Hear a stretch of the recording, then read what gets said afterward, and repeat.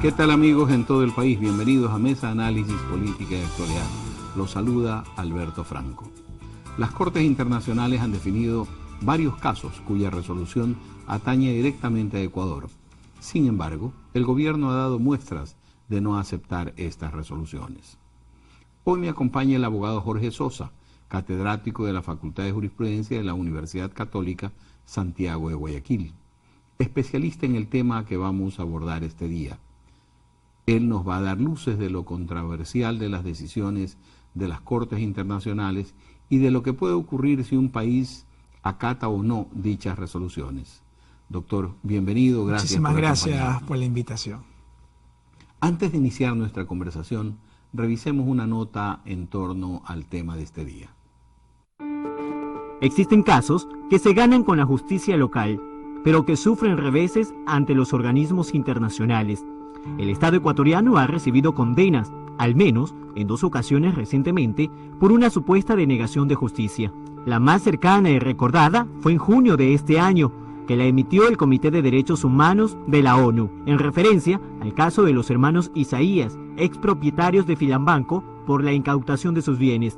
En esa resolución, el comité consideró que se violaron los derechos de los exbanqueros al impedirles interponer acciones de amparo constitucional ante la acción estatal. Así también figura el caso de la destitución de los ministros de la Corte Suprema de Justicia y el Tribunal Constitucional en 2004. En este proceso, la Corte Interamericana de Derechos Humanos determinó que se violó el debido proceso. Pero no son los únicos casos donde organismos de derechos humanos internacionales han intervenido. Las demandas impuestas por el presidente Rafael Correa y que la justicia ecuatoriana ha dado a su favor también ha llegado a entes mundiales por parte de sus demandados. A decir de los expertos constitucionales, la mayoría de condenas que ha sufrido Ecuador están relacionadas con la denegación de justicia y la falta de garantía del debido proceso. Pero, ¿se ha logrado un cambio? ¿Están equivocados los organismos de derechos internacionales al indicar que en Ecuador se violan los procesos? ¿Son persecuciones políticas? Aquellas son las principales interrogantes que el ciudadano común se hace cada vez que aquello es titular de los principales medios de comunicación. Mesa de Análisis, José Daniel Acosta. Nuevamente, Jorge, gracias por estar con nosotros. Conocemos el apretado de tu tiempo y el darnos este espacio es sumamente importante. Jorge, es un hecho de que el Ecuador ha sido demandado algunas veces ante cortes internacionales, pero estas demandas normalmente devienen de personas que sienten sus derechos afectados. ¿Podrías hacernos una breve síntesis de cuáles son esos derechos que normalmente han generado demandas en el exterior en cuanto a derechos humanos? Sí, gracias por la invitación. Fíjate, nosotros no somos una dictadura, ¿verdad? No hemos tenido dictadura, no hemos tenido décadas, obviamente, de procesos como el de Chile o de Argentina. Y sin embargo, si tú notas las sentencias de Corte Interamericana de Derechos Humanos, por lo menos en la primera década, básicamente, de la Corte contra Ecuador, nos vamos a dar cuenta de que hubieron casos de abuso de fuerza, abuso de autoridad por parte de la fuerza pública, ¿no? Luego viene un tema muy interesante, ¿verdad? Tal vez los casos relacionados con el abuso de la fuerza pública son opacados por los casos de denegación de justicia, ¿sí? Y ahora último, Ecuador ha apuntado en temas de casos de derecho a la salud, de mala práctica médica. Ecuador tiene alrededor de unos 3, 4 casos, es algo bastante sui generis, de casos relacionados con mala práctica médica, relacionados obviamente con derecho a la salud y con falta de atención, de garantías en el derecho a la salud. Pero obviamente, en todos estos casos, el problema siempre ha sido el sistema judicial ecuatoriano.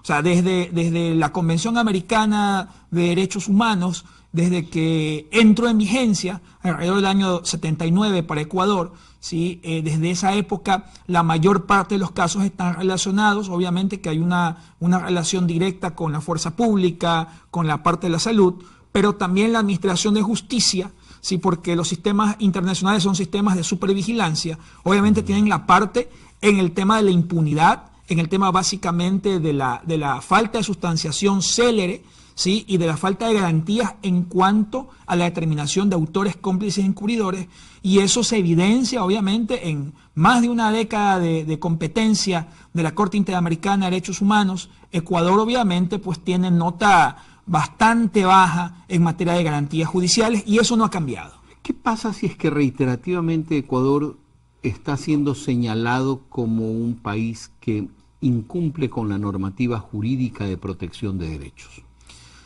Bueno, si tú me dices a nivel básicamente internacional, ya estamos en una época, pleno siglo XXI, en que los procesos de integración, ¿sí? Exigen, por ejemplo, Europa, ¿sí? Exige que los países se pongan al día en el tema de la vigencia de derechos fundamentales. Por ejemplo, lo de la Unión Europea, ¿sí? Tuvo también sus roces en cuanto a cierta normativa, por ejemplo, sobre el tema del Código de Ingenios, por ejemplo. Entonces, el problema ya en un pleno siglo XXI es que mientras mayor sea la cantidad de violaciones, menor la calidad de democracia, menos posibilidades del país de integrarse básicamente a un sistema global de comercio y de bienestar. Porque ya Naciones Unidas, OEA, si por ejemplo Mercosur está rechazando ahorita a Venezuela, Argentina, está rechazando a Venezuela, ¿por qué? ¿Qué alega? ¿Por qué no quiero entrarlo porque dice Venezuela tiene problemas de derechos humanos? Por lo tanto, Argentina propone separémoslo, ¿sí? A Venezuela porque tiene problemas de derechos humanos. Entonces, el incumplimiento mayor de los países lo que acarrea es menos integración, ¿sí? Menos posibilidades de integrarse globalmente a bloques, que están exigiendo básicamente buena calidad de garantías en temas de derechos humanos, y eso tiene que ver por cumplimiento de sentencias de Corte Interamericana, de Comisión Interamericana, de resoluciones de Naciones Unidas, e incluso de resoluciones de otros organismos como por ejemplo OIT a través del Comité de Libertad Sindical, ¿sí? Y recomendaciones que hacen otros organismos relacionados a la educación y a la salud. Me estás diciendo de que los bloques subregionales son los que en todo caso toman la batuta de la sancionabilidad, pero la organización en sí, la ONU por ejemplo, o la OEA, ¿no toman ellas mismas ninguna resolución de sancionabilidad? Lo pueden hacer cuando hay delitos de lesa humanidad, pero también pueden observar la calidad de derechos humanos básicamente con respecto al Ecuador. Por ejemplo, el último informe, básicamente el Ecuador se retira. ¿Sí? O sea, no entiendo yo, o sea, si vamos a una lectura de un informe de Naciones Unidas, ¿por qué la delegación tiene que retirarse? O por ejemplo, el problema de que Ecuador en los últimos 5 años no acude a las audiencias que llama la Comisión Interamericana de Derechos Humanos, no acude, simplemente no envía, en rechazo al sistema.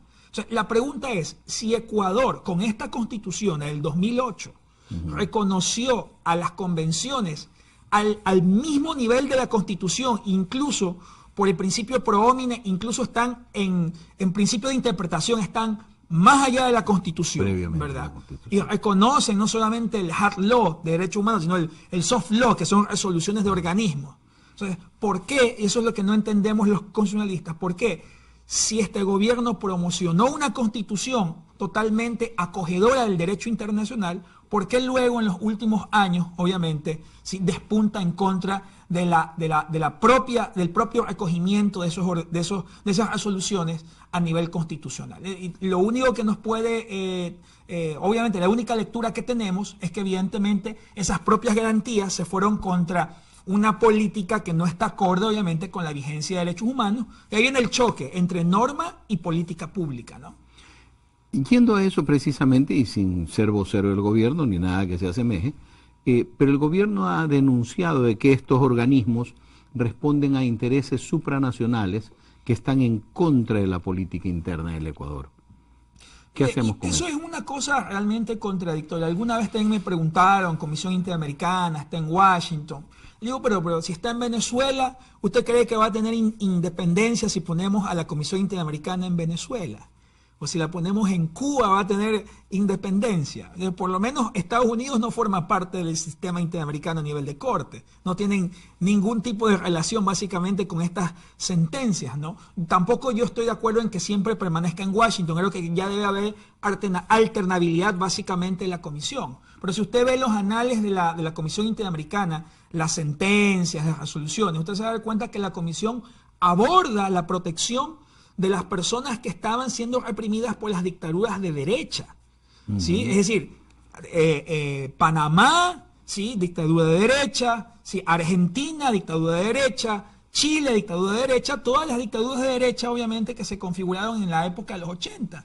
La Comisión Interamericana fue la primera que dijo no a la ley de punto final, porque todas estas dictaduras quisieron cerrar los ciclos, ¿verdad? Es decir, ponemos una ley de perdón y olvido, si nos reconciliamos todos con el pasado, los militares se van a su casa y volvemos a la vida democrática. Fue la Comisión Interamericana la primera que dijo no, hay que juzgar. Entonces, no es que la Comisión estuvo o tiene una tendencia de derecha, la Comisión fue la primera que inició, ¿sí?, el examen de las dictaduras fascistas de derecha en la época de los 80. Pero obviamente, como la Comisión no es un organismo ideológico, al pasar de los años, lamentablemente los propios movimientos, los propios gobiernos de izquierda han caído en lo propio que criticaron. El autoritarismo, la represión de la protesta social, ¿sí?, la no vigencia de la división de poderes, el poder único. Entonces la comisión, obviamente, los casos que han salido y que van a salir ante comisión y corte, son casos que involucran lastimosamente a los gobiernos que están relacionados con el socialismo del siglo XXI. Un comentario al respecto de por qué los gobiernos de izquierda, cuando ya adquieren el poder, terminan actuando como los gobiernos fascistoides o como los gobiernos de derecha. ¿Por qué? ¿A qué lo atribuye usted? Yo creo que, imagínese, supuestamente la ideología de izquierda es la más favorable a los derechos de los trabajadores, es la más favorable a la vigencia de las asociaciones, de los sindicatos. Sin embargo, los gobiernos de izquierda, ¿sí?, asociados a través del socialismo del siglo XXI, lo que hicieron fue darle duro a los sindicatos, a las asociaciones de trabajadores. Fíjese el tema de la UNE. La OIT emitió una resolución hace poco declarando que fue ilegal la disolución de la UNE y la incautación básicamente de sus activos. Entonces, tal vez este gobierno no la vaya a cumplir, pero es resolución de OIT y en mi concepto como constitucionalista, esa resolución puede ser en algún momento ejecutada. Pero en el siguiente gobierno, que a lo mejor no esté de acuerdo a este socialismo del siglo XXI, van a tener que darle viabilidad a la resolución de la OIT y van a tener que devolver la personalidad jurídica a la UNE y van a tener que devolver los bienes incautados. Entonces, aquí viene obviamente el punto de inflexión. Yo creo que al fin y al cabo las ideologías no se constituyen ni se incluyen de manera pura, sino que hay muchas tergiversaciones de esa ideología. Yo no considero que Alianza País, por ejemplo, ¿sí?, sea un movimiento básicamente de izquierda o un socialismo básicamente apegado al lineamiento doctrinario clásico. Yo creo que han habido desviaciones y en esas desviaciones es en donde nace básicamente los conceptos de poder único, ¿sí?, de acaparamiento del poder de la justicia. Vemos esos problemas que lastimosamente han redundado en el socialismo del siglo XXI. El Comité de la ONU solicitó que en un año el Ecuador facilite la información pertinente sobre la aplicación de las recomendaciones formuladas en materia de libertad de expresión, reunión pacífica e investigación de casos de violaciones de derechos humanos. ¿Usted conoce qué ocurrió con esto? Sí, bueno, no solamente hay un informe únicamente de Naciones Unidas, ¿verdad? La información también proviene de la Comisión Interamericana de Derechos Humanos. Básicamente, Ecuador, sí, se le ha pedido información en materia de la aplicabilidad de la ley de comunicación, ¿verdad? Ya hace unas pocas semanas la CIP, sí, y ya también la Relatoría de Libertad de Expresión ya han dado malas notas a la aplicación irrestricta de la ley de comunicación, considerándola como una ley mordaza principalmente. Sí, obviamente pues que la información que requieren estos organismos internacionales está relacionada básicamente a cómo la ley ha servido un poco para restringir la libertad básicamente de expresión en el país. Y yo como defensor de derechos humanos, sí, catedrático, por ejemplo, tampoco puedo estar a favor de una derogatoria de la ley, porque tampoco es que los medios tienen un poder ilimitado, ningún derecho es ilimitado, ¿no? Evidentemente yo creo que en algún momento tenía que haber una ley que regule el tema de la rectificación, el tema básicamente de los derechos de los periodistas, ¿no? Lastimosamente el problema de la ley de comunicación es que entró obviamente la restricción de contenidos. Y en esa restricción de contenidos, obviamente, entró el sesgo ideológico o el sesgo gubernamental, que es lo que básicamente reclaman todos estos organismos. En ningún momento estos organismos dicen que no haya ley, que no haya regulación de los medios, porque la regulación de los medios es necesaria como contrapeso. El problema es la regulación de los contenidos, que es a donde va básicamente Naciones Unidas y a donde va obviamente OEA como Comisión Interamericana en torno a señalar este problema con respecto a la ley de comunicación. Dentro del análisis de la ley de comunicación, haciendo un breve paréntesis, ¿usted considera realmente que hay una regulación de forma de emitir, obtener y presentar los contenidos dentro de la ley? No, o sea, sí, dentro de la ley sí, que es lo que yo obviamente pienso que es donde no debía el Estado entrar a regular los contenidos, sino que debió haber establecido un marco general con respecto a las frecuencias, a la igualdad con el tema del reparto de la frecuencia, con los derechos de los periodistas, con regular el tema de la rectificación, pero no haber entrado en el escabroso terreno del contenido, porque ese es básicamente el núcleo duro de la expresión, el contenido. Claro que sí, la propia Convención Americana siempre dice que ciertos contenidos de manera general no deben hacer apología del odio, no deben hacer apología de la violencia, ¿no? Pero si usted ve la ley de comunicación va más allá de esos lineamientos generales y entra ya específicamente a decir qué es bien público, ¿sí? Qué es obviamente igualdad, qué es discriminación. Y en ese sesgo ideológico es que muchos medios, prácticamente casi todos, han tenido problemas de sanciones, obviamente, con los organismos que regulan, porque no tenemos un contenido definido de manera neutral, sino que se lo ha definido desde el punto de vista ideológico, ¿no? Y la misión esencial del periodista es presentar los hechos. Sí, si uno no tiene libre el núcleo duro, que es el contenido, que es la expresión, ¿sí? Como censura previa, es decir, ¿sí? Porque si yo sanciono una vez al medio por emitir un contenido, a pesar de que es responsabilidad ulterior, pero estoy creando también censura previa. ¿Por qué? Porque ese medio no querrá volver a emitir el mismo contenido nuevamente porque será sancionado 2 veces y a la tercera será suspendido y a la cuarta será clausurado. Entonces, bien es cierto que aparentemente parece ser que es responsabilidad ulterior, pero termina siendo censura indirecta el problema de la regulación de los contenidos. ¿Usted cree que se produce autocensura en los medios en estos momentos? Totalmente. Completamente, constantemente. Por ejemplo, usted no me ha dicho nada no diga nada sobre las demandas internacionales, pero en muchos medios de comunicación sí me ha tocado, porque obviamente yo frecuento mucho los medios por este tema básicamente de que me piden criterios constitucionales y lamentablemente los medios están en una posición muy a la defensiva de decir, por favor, no toques ese tema, por favor, no abordes ese tema, porque puedo tener problemas básicamente con respecto a la sanción. Se ha creado una autocensura lastimosamente y esa autocensura ha originado de que no haya la libre circulación de ideas, que es lo que reclama Naciones Unidas, sino que se geste una restricción en la circulación de ideas. Gracias a Dios nosotros nos entramos por ahí. Gracias a Dios. Es momento de hacer la primera pausa en Mesa Análisis Política de Actualidad. Un dato informativo y volvemos en breve. Casos como la desaparición de los hermanos Restrepos o el caso Fibeca han sido llevados a instancias internacionales por fallos en contra de los demandados en territorio ecuatoriano.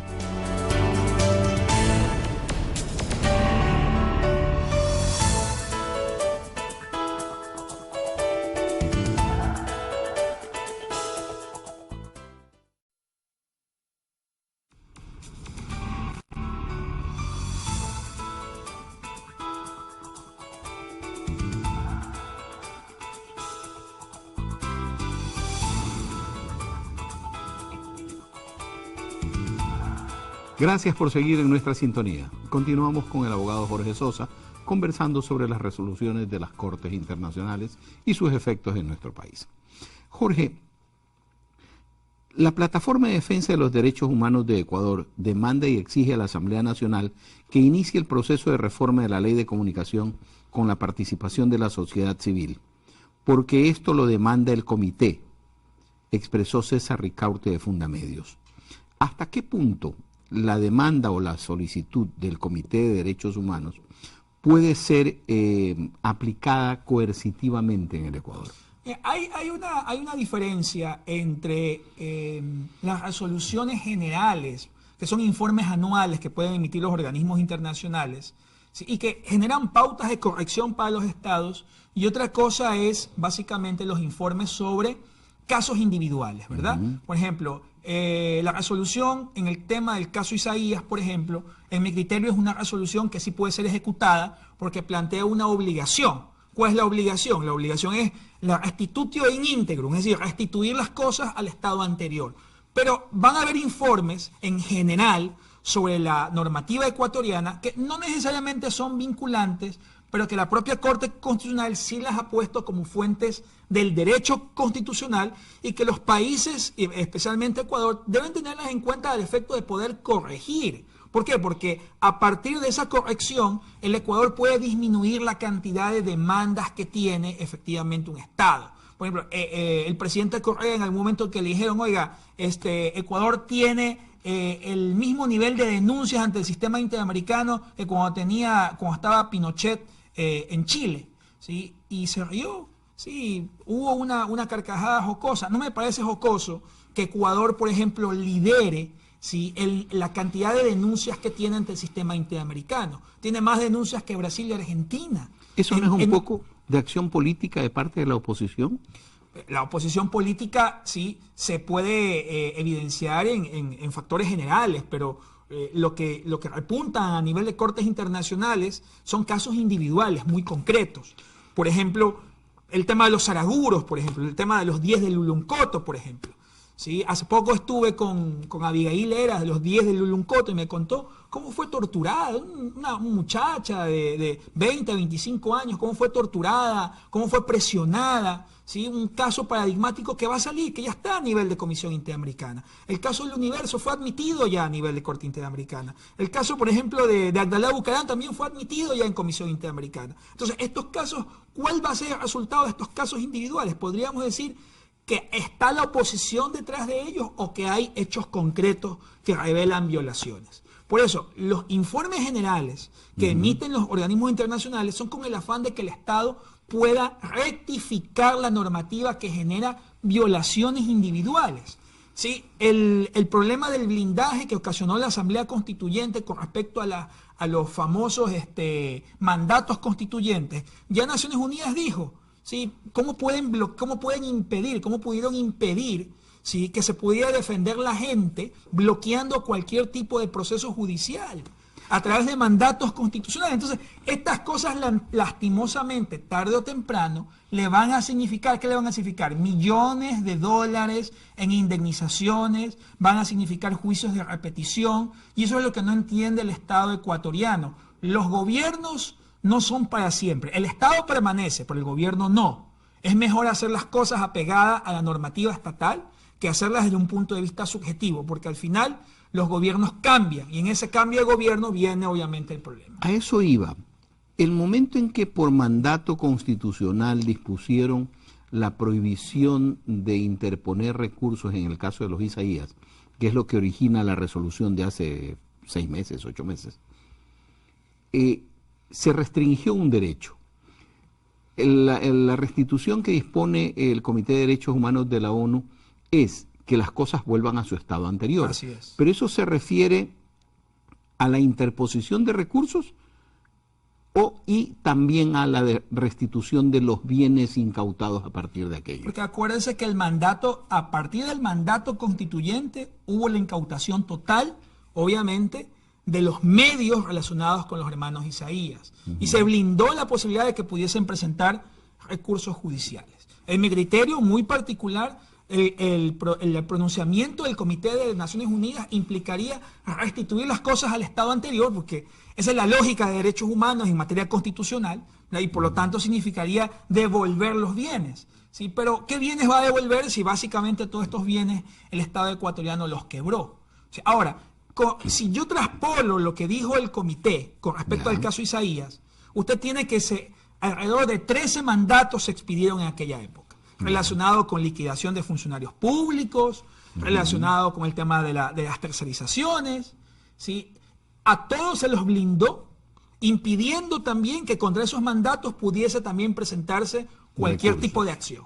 Por lo tanto, siguiendo la línea teórica del Comité de Naciones Unidas, entonces el resto de personas afectadas por el resto de mandatos tendrían derecho también, sí, a reclamar exactamente lo mismo. Y usted se da cuenta, la desviación de un sistema normativo causa violaciones individuales que terminan obviamente en sistemas interamericanos o en sistemas de Naciones Unidas, que a su vez van a tener una consecuencia pecuniaria, ¿sí?, legal, penal y civil al final con respecto a quienes dieron origen a estas violaciones. Ahora, ¿estas demandas se están interponiendo ahora de que el gobierno de Rafael Correa ya termina o vienen interponiéndose desde antes? No, yo estaba monitoreando el tema y Ecuador, por ejemplo, en la última década, sí ha aumentado por lo menos el 60% de demandas a nivel internacional. Es decir, lo que pasa es que el proceso de examen sí dura 2, 3 años, a veces 4, 5, pero ya efectivamente, ya estas demandas que se interpusieron contra los primeros actos de violación de este gobierno ya están saliendo a la luz y obviamente tendrán el recorrido. Yo calculo que en unos 4 años más ya veremos las primeras sentencias realmente fuertes contra efectivamente personajes que tuvieron que ver con el gobierno básicamente de Rafael Correa, ¿no? Dentro de este proceso, el comité resaltó la aprobación de 8 leyes de derechos humanos, avances en igualdad de género, descenso en tasas de desempleo de las mujeres, la prohibición de la discriminación y otros. Esto no significa que realmente el gobierno sí se ha preocupado por el cumplimiento de los derechos humanos consagrados en la Constitución de la República. Nadie dice que el gobierno no haya efectivamente avanzado en algo. El problema es que uno no puede avanzar en algo para justificar violaciones en otras cosas. Por ejemplo, yo no puedo decir he avanzado en igualdad de género, pero he restringido la libertad de expresión. Y hago un balance y digo, no, pero he avanzado en igualdad de género, porque el concepto en derechos humanos es que los derechos constitucionales son indivisibles y deben ser respetados de manera integral, ¿no? Sí, si usted mira la época de las dictaduras de Argentina y de Chile, por ejemplo, especialmente en el caso chileno, siempre la justificación de la dictadura era, pero Chile estuvo bien. Pero apuntamos Chile, pero sacamos a Chile, pues le hicimos a Chile una potencia mundial, pero obviamente pues eso significó tortura, represión, significó obviamente allanamientos ilegales, ¿no? No por el hecho que hayamos avanzado en igualdad, que es una tendencia mundial en temas de mujer, significa obviamente que podamos tener patente de corso para violar otro tipo de derechos fundamentales. Yo creo que lo que se exige de un gobierno es integralidad en el concepto básicamente, pero sin una administración de justicia, y esa es una nota mala del gobierno ecuatoriano, sin una administración de justicia neutral, ¿sí?, y sin una correcta división de poderes, usted puede hacer lo que usted quiera en materia de derechos humanos, pero siempre va a tener el problema de que la estructura democrática está desviada. Yo creo que esos son 2 puntales importantes de la democracia, ¿sí? Se alega mucho el incumplimiento permanente de parte de la Administración de Justicia en el país, pero nadie da casos concretos. Entonces, ¿cómo podemos seguir sosteniendo eso? ¿En qué sentido? Casos con, bueno, por ejemplo, tiene un caso, el caso Saraguro, por ejemplo, que el propio defensor del pueblo, Ernesto Pazmiño, ¿sí?, fue a decir que la sentencia de 4 años, ¿sí?, era excesiva en relación a otros casos. Se notan casos, por ejemplo, que por efectos, por ejemplo, de peculado, de aparente tráfico de influencias, las penas, por ejemplo, caso del ministro de Deporte, la pena no pasó del año, por ejemplo, caso de Vinicio Luna, en el caso de Federación Ecuatoriana de Deportes, no pasó también de 1 año, y sin embargo vemos que por casos de protesta social, ¿sí?, las sentencias pueden ir 4, 5 años, coparticipación, por ejemplo, en el caso del 30S, por ejemplo, en que en muchos casos no había conexidad de las acciones en relación básicamente a el acto. Y sin embargo hubieron penas de 2, 3, 4 años, ¿no? Eso es evidencia de que no hay una relación en relación a la sanción, sino que estas sanciones pueden tener un norte político o ideológico, porque no podemos explicar cómo, si en ciertos casos que tienen alguna afinidad con el gobierno, hay penas menores que en aquellos casos en los cuales se juzgan a personas, obviamente, que tienen contradicciones. El día de hoy, por ejemplo, en este programa, pues estaba conversando con unos colegas que han sacado prisión preventiva contra Cleber Jiménez y Fernando Villavicencio, ¿sí? Pero sin embargo, sí, la prisión preventiva en este caso sonado de Petroecuador, por ejemplo, fue una prisión preventiva tardía. Ese tipo de cosas se evidencian, ¿sí? Y al evidenciarse podrían darnos como resultado una conclusión a la cual también han llegado organismos internacionales, y que no solamente lo digo yo, porque ya hay varios informes. Hay problemas de neutralidad con respecto a la administración de justicia. Es decir, si en definitiva nos encontramos frente a un problema de acaparamiento de la justicia, probablemente en manos del Ejecutivo, ¿no? Al mismo tiempo, a la ONU le preocupan varias alegaciones de la sociedad civil, como que aún no se creen los consejos de igualdad, que persistan asesinatos de personas de los grupos LGBTI y de los lentos avances en investigación de casos de violaciones de derechos humanos. ¿Usted qué piensa? Vea, acuérdese usted la tan cacareada ley de víctimas y todo el proceso de la Comisión de la Verdad y la Justicia, en que se documentaron cientos y cientos de casos. ¿Cuáles fueron los únicos que la Fiscalía General judicializó? Solamente judicializó únicamente aquellos que tenían relación con Alfaro Vive Carajo, nada más. Muchos de ellos, obviamente, funcionarios actuales de este gobierno. No podemos simplemente darle paso a aquellos casos que políticamente nos convienen. El resto de casos de la Comisión de la Verdad y la Justicia, para que el defensor del pueblo promovió una ley de víctimas que fue, discúlpeme la palabra, un chiste para todas las víctimas que están registradas, obviamente, en Defensoría del Pueblo y en Ministerio de Justicia y Derechos Humanos. Hasta la fecha, no reparan a ninguna víctima, excepto únicamente aquellos relacionados con los casos básicamente de Alfaro Vive Carajo. Y hay cientos de víctimas registradas. Usted se da cuenta cómo el sistema interno, por ejemplo, pese a haber promocionado procesos de reparación integral de víctimas, ¿sí?, detuvieron esos procesos, no convenía, y al final quedaron todas estas víctimas totalmente irreparadas y totalmente, obviamente, con problemas de impunidad y de falta de administración de justicia. El tema de los llamados de atención a los jueces, en algunos casos hechas desde diferentes órdenes niveles del gobierno, generó posteriormente ciertas acciones. ¿A eso lo podríamos calificar como parte de las alegaciones que usted está dando de que no hay un cumplimiento estricto de la labor de la función judicial? Tiene que ver, bueno, el informe de Baltasar Garzón sobre el tema del puntaje, por ejemplo, es público, ¿verdad?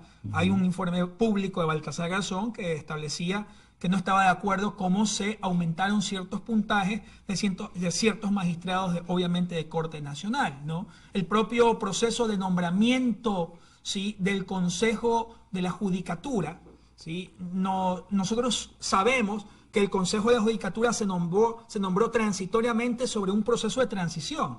Es decir, que hubo transición sobre transición, ¿verdad?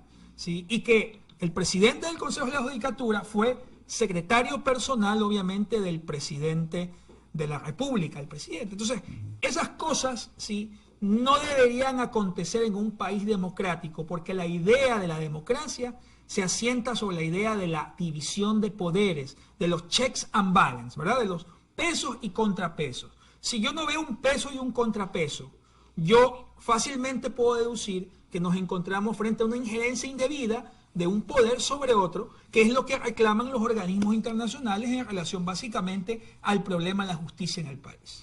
El momento en que se expide la nueva Constitución con todo su glosario de derechos de los seres humanos, ¿cómo haría usted un balance? ¿Se han cumplido? ¿No se han cumplido? ¿Los pasos que se han dado están encaminados a determinar realmente la aplicación de todo ese glosario de derechos, o en qué está fallando el tema? Mire, valores importantes para la aplicación de un Estado democrático de derecho, la Comisión Interamericana lo ha dicho: libertad de expresión, ¿verdad?, división de poderes, neutralidad de la justicia y reparación integral de víctimas. Si yo menciono estos 4 factores, yo puedo decir el Estado incumplir estos 4 factores. ¿Ha avanzado en qué ha avanzado? Ha avanzado en cosas muy focalizadas: temas de violencia de género, temas de igualdad, temas de acciones afirmativas, efectivamente, de discapacitados. Pero yo puedo avanzar muy bien en un tema sobre garantías de discapacitados, Pero ¿qué pasa si yo no tengo un pilar fundamental como es la libertad de expresión? No la tengo afianzada, ¿sí? Eso se muestra únicamente como una focalización política conveniente de una garantía sin fortalecer el Estado democrático de derecho. Yo creo que al fin y al cabo en esta década yo veo resquebrajado el Estado democrático de derecho, pero también debo admitir que por lo menos en ciertos aspectos focalizados se ha avanzado, como son discapacitados, como son violencia de género, como tema de igualdad. Pero a mí no me sirve de nada avanzar en garantías focalizadas si la estructura democrática del Estado está resquebrajada. Yo creo que ahí, sí, obviamente debe haber una nueva reforma, obviamente pues estamos a puertas de elecciones presidenciales, ¿sí? El que tome la batuta como presidente, que no va a ser este de acá, va a tener que corregir errores en caso de seguir la misma línea, o si es otra línea, va a tener obviamente que realizar una reforma integral, ¿sí? A nivel de políticas públicas y tal vez a nivel de constitución para poder gobernar, ¿sí? Con obviamente estas garantías de estabilidad, de división de poderes, de neutralidad sobre la administración de justicia. Se ha hablado mucho en los últimos tiempos sobre el tema del aborto. Se ha criminalizado a la mujer y al médico, en el caso de que lo hagan, cuando no medien las situaciones de extrema urgencia o aquellas permitidas como excepciones dentro de la ley. ¿Usted qué piensa en torno del derecho individual de elegir de las personas en cuanto al aborto?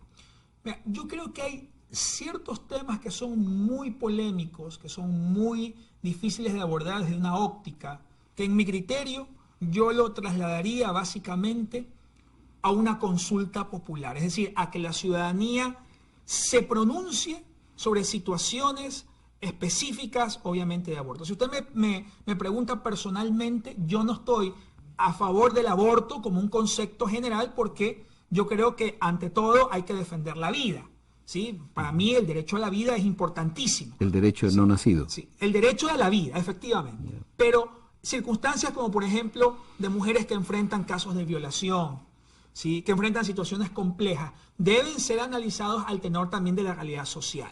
Ahora, decir que el Estado decida, para mí es demasiado arrogante que el Estado decida sobre una situación muy compleja que es personal. Yo, por ejemplo, un punto como el tema del aborto, ¿sí? En situaciones básicamente de violación, yo lo pondría a disposición básicamente de la ciudadanía o del pueblo ecuatoriano, para que sea el pueblo ecuatoriano, por ejemplo, en una consulta popular, el que decida efectivamente si estamos o no estamos de acuerdo con la posibilidad del aborto en este tipo, obviamente, de situaciones excepcionales. Se contemplan y se han criticado algunas de las disposiciones que existen en el Código Integral Penal en torno a la limitación de ciertos derechos o la creación de ciertas condiciones que aparentemente se sustentan en derechos, como por ejemplo ser la determinación de dosis de drogas para consumo personal. Esto, ¿cómo lo ve usted? ¿No atenta al derecho de la sociedad de mantener una sociedad libre de drogas? Para mí, en el momento en que yo digo consumo permitido, estoy diciéndole simbólicamente al ciudadano, consume, ¿sí? Una cosa es no criminalizar. Yo puedo no criminalizar sacando el tipo, ¿verdad? Por otra cosa es que yo permita o diga consumo permitido bajo ciertas circunstancias, especialmente para una sociedad como la sociedad ecuatoriana que todavía no alcanza niveles óptimos de educación, ¿verdad? Y entonces, ¿qué produce la droga? La droga produce efectivamente destrucción en la familia y produce obviamente problemas también colaterales de violencia, de delincuencia, porque nos encontramos frente a una sociedad, ¿sí?, técnicamente mal educada. El problema, yo creo que ciertos asambleístas lamentablemente les ha gustado traspolar, por ejemplo, lo que pasa en otros países para lo que pasa en América Latina. Holanda no es Ecuador, Uruguay no es Ecuador, discúlpeme. O sea, los niveles de educación de la sociedad holandesa o de la sociedad uruguaya difieren muchísimo. ¿sí? en cuanto al Estado ecuatoriano. Entonces, promover leyes que promuevan el uso de la marihuana para consumo medicinal, o que hablemos del consumo permitido de ciertas sustancias bajo ciertos parámetros, en una sociedad como la ecuatoriana, ¿sí? no tiene ninguna relación ni lo que ha pasado en Holanda ni lo que pasa en Uruguay. O sea, yo al final creo que gran parte del problema constitucional es que se ha copiado de otros países aparentemente de avanzada, ¿sí? situaciones que no tienen ninguna relación con el Estado ecuatoriano. El derecho constitucional, ¿sí? es un derecho constitucional que debe ser contextualizado en el marco de un país. No porque exista una garantía en Holanda del consumo de drogas, o porque exista el libre uso para portar armas en Estados Unidos, porque lo tienen como derecho humano fundamental, significa que nosotros vamos a portar libremente armas, o vamos a consumir drogas, o vamos a despenalizar la droga y vamos a poder venderla, ¿no? Entonces yo creo que se han adelantado demasiado en incluir, obviamente, permisibilidad en torno al consumo, y se están adelantando demasiado en intentar incluir una ley propuesta por la presidenta de la Asamblea Nacional de incluir al cannabis como uso medicinal, porque para ello necesitamos una sociedad cuyos niveles de educación sean óptimos, que no hay obviamente en el país. Sí. Es momento de hacer una nueva pausa en Mesa Análisis Política y Actualidad. Recuerden que pueden seguirnos en las redes sociales. Nuestra página de Facebook es UCSG TV y en Twitter digite UCSG_TV. Volvemos y en el siguiente bloque vamos a tratar algo respecto estrictamente sobre temas políticos en torno a la aplicación de los derechos humanos. La Corte Interamericana de Derechos Humanos está conformada por 7 jueces de alto reconocimiento que son elegidos cada 6 años en la Convención de la OEA.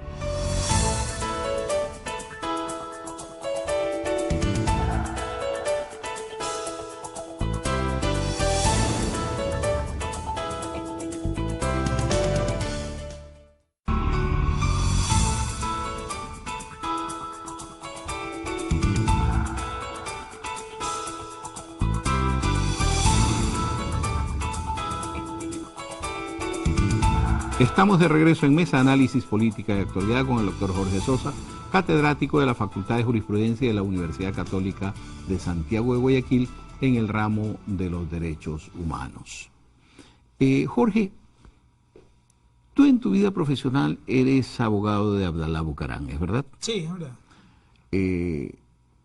Ustedes han incoado una acción precisamente en el campo de la protección de los derechos humanos ante la Corte Internacional, ¿es así? Así es.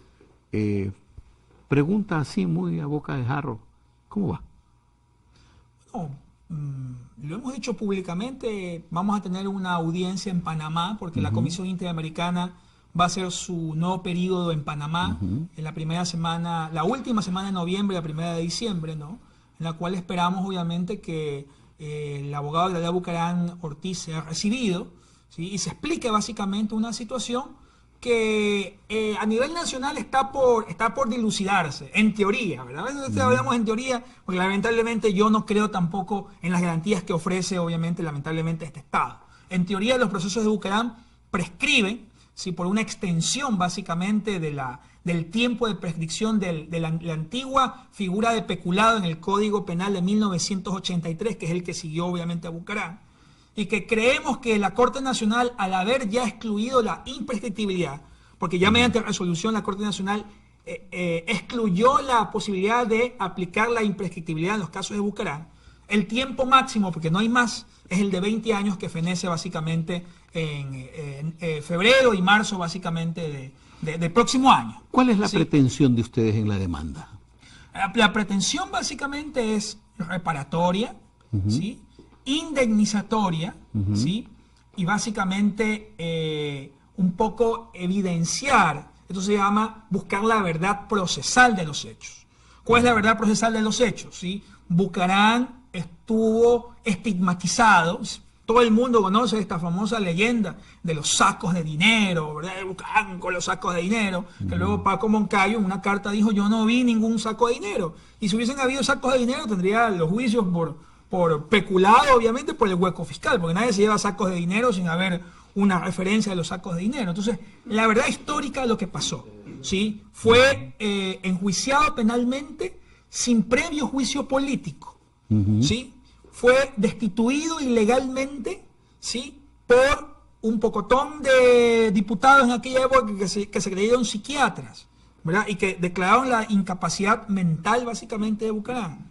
Se rompió la sucesión básicamente de mando, ¿sí? Porque incluso interinamente Fabián Alarcón no debía haber sido, no había norma que permitiese que el Congreso nombrase obviamente un interino como Fabián Alarcón. Y luego, ¿sí? Los 20 años en que se ha mantenido a Abdalá Bucaram con prisión preventiva, pues ha tenido prisión preventiva, pese a que en los casos de Dajid y de Gustavo Noboa, que fueron por situaciones similares, se aplicaron medidas alternativas y se terminaron obviamente en archivo, amnistía o indulto, ¿sí? A Dajid, tanto como Bucaram, solicitaron en algún momento obviamente la amnistía por considerarse perseguidos políticos. Sin embargo, aplicaron la norma para Dajid y no la aplicaron efectivamente para Bucaram. Entonces, ¿a qué atribuye que no se la hayan aplicado a Bucaram? Si usted me pregunta a mí personalmente, porque yo creo que hay un temor básicamente a lo que representa Bucaram. Yo creo que Abdalá Bucaram Ortiz aquí en el país seguiría teniendo el mismo amor del pueblo que le ha profesado durante todo este tiempo, más allá de que lo han estigmatizado. Yo creo que él sigue siendo un líder político, ¿sí? Y su venida a Guayaquil implicaría obviamente que lo seccional nuevamente se volvería bicéfalo. Bicéfalo es que aquí ya tenemos un líder local, ¿verdad? En Guayaquil, la venida de Bucaram implicaría que por lo menos lo que es la costa, ¿sí? Se dividiría obviamente entre dos líderes locales importantes, porque Bucaram siempre será un líder local desde el punto de vista. Pero a lo que usted me decía, a lo que usted me preguntaba inicialmente, ¿sí? La Comisión Interamericana de Derechos Humanos y el sistema interamericano, nosotros queremos de ellos, al final, que se evidencie que Bucaram Ortiz fue 20 años perseguido efectivamente por la justicia ecuatoriana y que se trató de un caso, del mayor caso de persecución política para un expresidente en América Latina. ¿Usted ha conversado con Bucaram? Siempre converso con él, sí. ¿Qué pretende Bucaram al regresar al Ecuador? Bueno, él ¿seguir es un líder siendo político? Claro, él va a seguir siendo un líder político y va a seguir haciendo política, ¿sí? Está el hijo de por medio. Claro, pero yo no creo que son estilos distintos, ¿verdad? El estilo de Dalo Bucaram, que es un estilo fresco, que es un estilo innovador, que es un estilo obviamente de avanzada, es un estilo de no confrontación, es un estilo distinto al del padre. Pero hay la estirpe Bucaram, que es lo importante. En esa estirpe Bucaram, lo importante es dilucidar si sirven o no sirven para el pueblo ecuatoriano, para los intereses obviamente del Ecuador. Y yo creo que tanto Dalo Bucaram, sí, como su padre sirvió primero al Estado ecuatoriano. Dalo Bucaram puede ser un excelente servidor del pueblo ecuatoriano también como presidente de la República, más allá de la decisión que tome Bucaram Ortiz, ¿sí? Al regresar al país. Obviamente que Abdalá Bucaram Ortiz apoya frontalmente a Dalo Bucaram en esta contienda electoral. Dentro de la audiencia que se va a realizar en Panamá, ¿se espera alguna resolución? ¿En qué tiempo?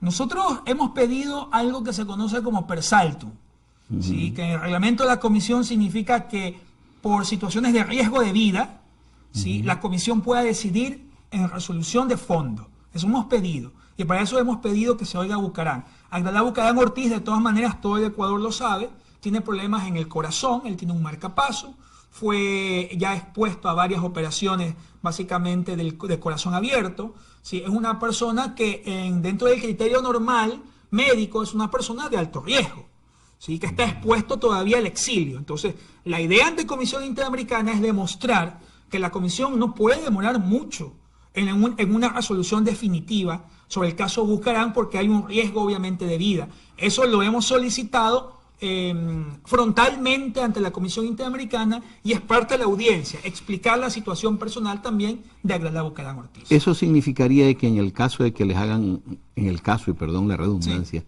de que acojan lo dicho, ¿en qué tiempo la resolución se podría dar? Una resolución que se acoja al procedimiento abreviado podría demorar 1 o 2 meses, no más. si es que la comisión decide resolver ya en el fondo la situación por riesgo de vida, o podría emitir alguna medida cautelar. Ahora, ¿sí?, al ser resolución de comisión interamericana, ¿verdad?, esa resolución sería notificada al Estado ecuatoriano para que cumpla. Podría el Estado no cumplir, en cuyo caso el caso se derivaría a Corte Interamericana de Derechos Humanos para una sentencia. Lastimosamente, es parte de lo que hemos hablado, ¿verdad? Es decir, que a pesar de haber una resolución de comisión, como ha habido en otros casos, en el caso del Universo, en el caso de Fernando Villavicencio, el Ecuador podría decir: no reconozco la resolución de comisión interamericana, y alargar el proceso hasta Corte Interamericana de Derechos Humanos. Estaríamos hablando en tiempo, estaríamos hablando de diciembre, enero, para febrero. Sí, estaríamos hablando de que probablemente el proceso de sistema interamericano coincida con la época en que formalmente prescriben los procesos también a nivel ecuatoriano. Aunque sí, sabemos como abogados, porque yo también lo soy, de que una vez que se produce la prescripción, lo único que se requiere es alegarla y que no hay prueba en contrario. Así es. O sea, ¿qué posibilidad hay de que le acepten la aplicación de la prescripción? Vea, o sea, usted dice, los dos somos abogados, ¿sí? Esto es clase de derecho penal básico, ¿no? La prescripción extingue, ¿sí?, la acción punitiva del Estado. Así es. ¿Verdad? En teoría no hay nada más que hacer. Yo diría, en mi concepto teórico, ¿sí?, como estudiante, como profesor, en el deber ser, yo diría de que no hay nada más que alegar. Ya. Pero viene la pregunta: ¿alegaría algo más el Estado ecuatoriano frente a una situación política? Yo todavía no lo sé. Vamos a esperar. Por eso parte de lo que hemos pedido a Comisión Interamericana es que la Comisión Interamericana también esté alerta, ¿sí?, de que estos procesos prescriben, y que la Comisión Interamericana también esté supervigilando el proceso nacional, que lo puede hacer. Porque vamos a incluir algunos organismos de derechos humanos en los próximos meses para supervigilar el proceso a nivel nacional, ¿sí?, debido a que podríamos creer que el Estado ecuatoriano se le ocurra alguna brillantez, a la Administración de Justicia ecuatoriana se le ocurra alguna cosa que yo no la sé, alguna figura que yo tampoco la he estudiado nunca, ¿sí?, y decida por ahí, evidentemente, alargar una situación que en mi criterio legal es totalmente inaplazable e ineludible. Le agradezco mucho, doctor, por todos sus criterios y sus expresiones en torno a los cuestionamientos que hemos hecho. Gracias por haber estado con nosotros y compartir sus opiniones. El tiempo se nos ha terminado y les agradecemos también a ustedes, amigos televidentes, por acompañarnos semana a semana. Por mi parte, nos encontramos en una próxima emisión de su programa Mesa Análisis Política y Actualidad. Los dejo no sin antes entregarles un mensaje de paz. Busquen la paz en ustedes, construyan la paz entre ustedes y a través de esa paz consigan la felicidad. Hasta luego.